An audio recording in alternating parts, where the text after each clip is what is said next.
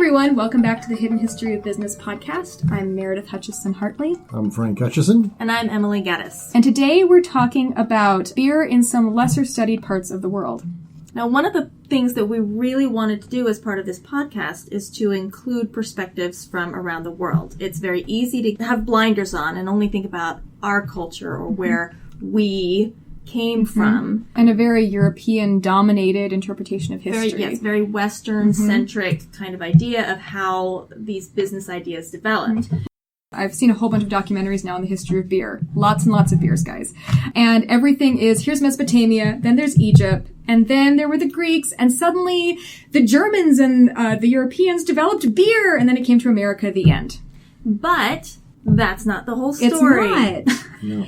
So as we're doing all of this research, we're trying to look at some indigenous cultures and some other aspects of the history of alcohol and fermented foods and beverages across the world.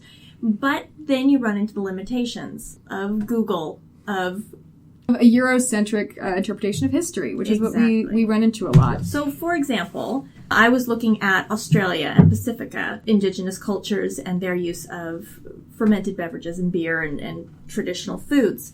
And it is very difficult to find very much. When you Google Aboriginal alcohol or traditional beverage, what comes up is a whole lot of articles about modern-day alcohol and drug abuse, which, of course, has roots in all sorts of colonialism and imperialism, and that's not really where we want to go right now, but just be aware that Google is not the end-all and be-all.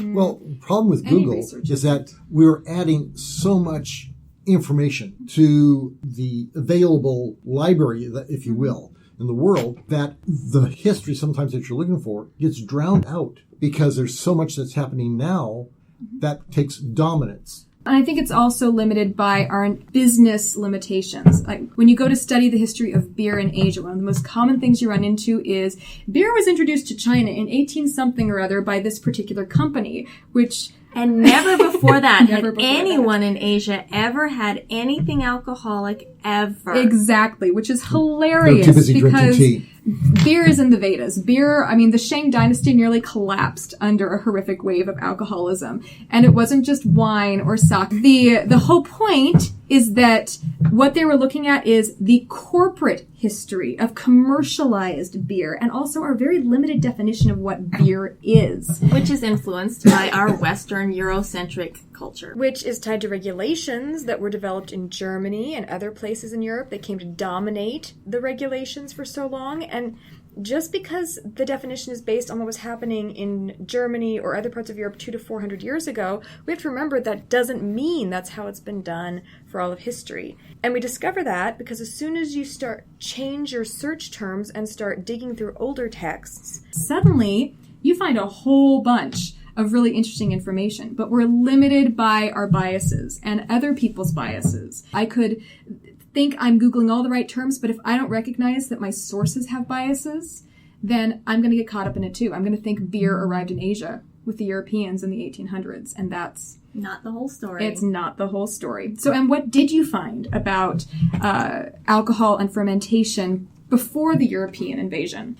Well, honestly, not a lot. What I did find were references to mild alcoholic drinks that Aboriginal people used before the arrival of Europeans in Australia. They were made from various plants, everything from coconuts to fermented honey, which you also see in other parts of the world as well, but plants that were indigenous. There's a pandanus plant, the purple orchid tree, corkwood, bitter quandong. But it's really, this is the case kind of around the world. Whatever the primary source of food is, there's alcoholic beverages made from corn in South America, because guess what was their main staple? But with Aboriginal populations, I found it very interesting that the words for alcohol were derived from words meaning dangerous, bad, or poisonous, but also sweet or delicious, and salty, bitter, or sour, which just right there kind of gives you a sense of the broad spectrum of alcoholic beverages that they had at that time.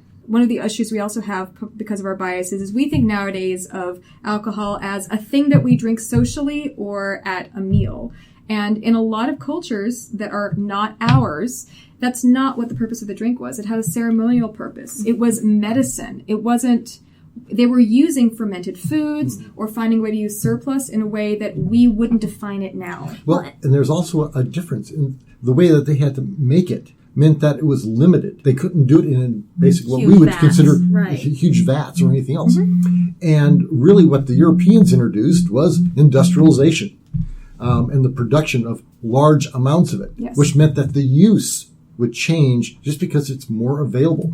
If you have to make things by hand, essentially, in small batches, you're not going to have a whole lot of it on hand to drink. Well, and as Meredith, you were mentioning about beverages being used as medicine, one of the things that I did find about Pasifika is the kava drink. It's also a plant, but the roots of the plant are used to create a drink that has medicinal properties, that has sedative and anesthetic properties, that was used. Yeah, I drink kava tea at night to help me sleep. Exactly, but that is another example of a beverage that was used in the Polynesian area this time that was not necessarily introduced by an outside culture, this alcohol, coming in and being imposed. It was something that they used, they developed from the plants that were native to their area, that they developed for medicinal reasons. And what it also points out to me is the fact that a lot of people discovered the concept of fermentation all across the world, and they weren't doing it all the same way because they were using different products, different plants, different sources, and doing it differently. Well, I'd like to add, if any of our listeners have experience in this area or are an expert on the subject, we would love to have you shoot us an email and let us know. And we'd love to have you on the podcast to talk more about your experience.